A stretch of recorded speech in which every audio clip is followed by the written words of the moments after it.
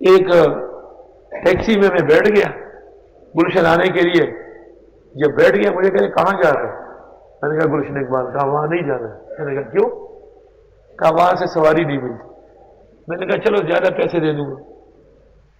لیکن نہیں، کہنے لگا میرا موڈ نہیں ہو رہا ہے. میں نے کہا تیرا موڈ بنا دوں گا. کہا کیسے بناؤ گے؟ میں نے کہا ڈبل پیسے. کہا ٹھیک ہے. راستے میں کسی جگہ مڑ رہا تھا، میں وہ راستہ نہیں جانتا تھا، میں نے لاٹھی سے اس کے کان کو میں نے کہا یوں چلو. مارے گا کیا؟ میں نے کہا صبر کرو، پہنچاؤ تو تمہیں دکھاتا ہوں. سمجھے گاڑیوں والے میرے رشوت مانگ رہے. جب یہاں اترا مدرسہ دیکھا، مجھے کہتے ہیں مجھ سے غلطی ہو گئی، مجھے پیسے نہیں لینے. میں نے کہا نہیں پیسے پورا لو، لیکن آئندہ دین والوں کو، داڑھی والوں کو تنگ نہ کرنا.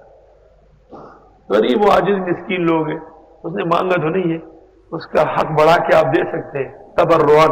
یہ رشوت نہیں ہے. رشوت کا اصول یہ ہے کہ آپ کسی کا حق اپنی طرف کریں اور اس کے لیے کچھ دیں. اگر اپنے حق نکالنے کے لیے آپ نے کچھ دیا، مجبور تھے، تو آپ کو اجازت ہے. لیکن جو لے رہا ہے اس کے لیے پھر بھی نہ جائے، آپ کی کمزوری کا فائدہ اٹھا رہا. ہدایہ جلد ثالث کتاب الظلم ہے، وَيَجُوزُ دَفْعُ الرِّشْوَةِ لِدَفْعِ الظُّلَمِ. ظلم ہٹانے کے لیے جو دیا جاتا ہے وہ رشوت ہے ہی نہیں. ہدایہ کو عبارت صحیح لانا چاہیے. وَيَجُوزُ دَفْعُ الرِّشْوَةِ لِدَفْعِ الظُّلَمِ. ظلم دور کرنے کے لیے جو دی جاتی ہے رشوت ہے ہی نہیں.